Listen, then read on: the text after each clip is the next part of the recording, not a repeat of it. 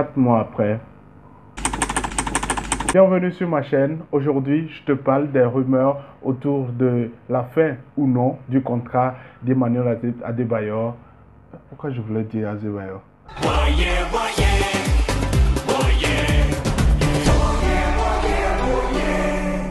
Salut à toi, moi c'est Jacques, bienvenue sur ma chaîne. Ici on parle l'actualité et on l'analyse. Fin de la historia, Adebayor no retorna. C'est en espagnol. Ça veut dire fin de l'histoire, Adebayor ne retourne pas. C'est la phrase qui circule au niveau des médias du côté du Paraguay pour annoncer une fin de collaboration entre Olympia Ascencio et Emmanuel Adebayor. Ce sont des rumeurs, en tout cas, puisque sur le compte officiel de la formation, on ne dit rien presque, même si à un moment, on a supprimé les annonces de retour d'Emmanuel Adebayor, ce qui nous fait nous poser beaucoup de questions. Alors, arrivé à Cotonou le 23 mars dernier, Adebayor a d'abord été placé en quarantaine et puis quelques temps après, on l'a vu à Lomé. Il a profité de cette période de pause et de difficultés également mondiales pour pouvoir rester avec son entourage. Il a profité pour montrer sa rue. Ouais, il a profité également pour jouer au tennis. Il a profité pour danser, pour régler également ses comptes avec certains. Et sans oublier d'acheter un tableau à 5 millions de francs CFA. Je t'invite d'ailleurs même à suivre la vidéo que j'ai faite concernant ce geste que j'ai trouvé louable. Maintenant, les inquiétudes ont commencé par arriver au moment où les supporters ont commencé par se demander mais où se trouve Emmanuel Adebayor au moment où ses coéquipiers ont repris le chemin des entraînements. Oui, parce que le championnat du Paraguay reprend le 17 juillet prochain, donc dans une vingtaine de jours. Et donc, les différentes formations ont suivi des procédures pour pouvoir reprendre les entraînements.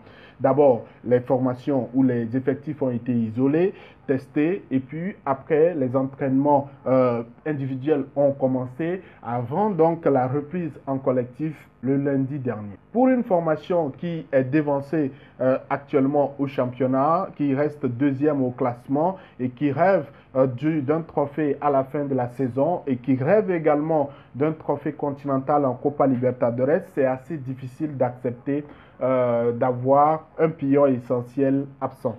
Ce qui fait que les supporters sont assez inquiets et c'est logique. Mais la réalité aujourd'hui, c'est que pour qu'Emmanuel Adebayor quitte le Togo, il faut quitter Lomé, passer par Madrid en Espagne, c'est l'Europe, arriver à Sao Paulo au Brésil et puis terminer à Ascencio. Sauf que les vols entre les pays européens et ceux hors de l'espace Schengen ne sont pas autorisés jusqu'au 1er juillet, associé à une situation assez complexe, notamment la présence d'un haut risque de contamination en Amérique du Sud, ce qui fait que beaucoup de questions, beaucoup de difficultés. Alors, avait-il raison de rentrer chez lui au début de la pandémie? Si on est honnête, et si on veut dire la vérité, ce n'est pas le seul à retourner. Il y a plusieurs joueurs qui sont retournés. Il y a même au-delà du football, il y a plusieurs acteurs qui sont retournés parce qu'on a constaté que sur le continent africain, la pandémie n'était pas autant virulente. Et donc, il faut retourner, on ne sait jamais. Il faut, si c'est la fin du monde, tu peux rester ici, également autour de ta famille. On se dit bye bye, on se dit les vérités, on se dit les bains et puis chacun continue. Mais bon, Dieu merci, ce n'était pas la fin du monde. Mais aujourd'hui, la complication, c'est comment y retourner. Les Girondins de Bordeaux, en France notamment, sont en train de tout faire pour pouvoir faire retourner leurs deux joueurs africains. Exxon Metes retenu ou bloqué au Mozambique et puis Samuel Kalou retenu au Nigeria. En Belgique, par exemple, Bruges, Ghent et puis Grant, ces trois formations cherchent à rapatrier plusieurs joueurs. Adebayor fait partie de ces victimes collatérales.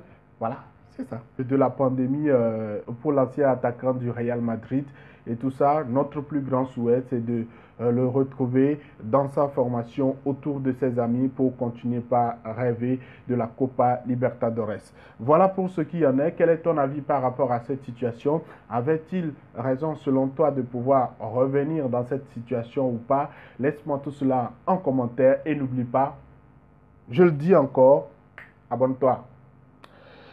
J'ai comme l'impression que tu oublies de t'abonner. Abonne-toi, active la cloche de notification pour ne pas rater les prochaines vidéos. Merci à toi, on se dit à la prochaine. Mais là, la question que je me pose, ceux qui sont contents qu'il y ait rupture de contrat d'Adebayor au Paraguay, qu'est-ce qu'ils gagnent?